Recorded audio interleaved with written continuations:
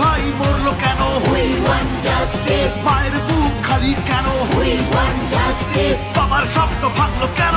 We want justice. আমার বোন মরলো কেন? পড়তে নয় তো জানিয়ে রাখি, আমরা এসেছি পড়তে, সত্য ন্যায়ের পথে নেমেছি বিবেকে জাগিয়ে লড়তে। আমার ভাইয়ের রক্ত লাল, ঘুম আসে না ঘরে, বিচার চাই দ্রুত গতির, অন্য হিসেব পরে।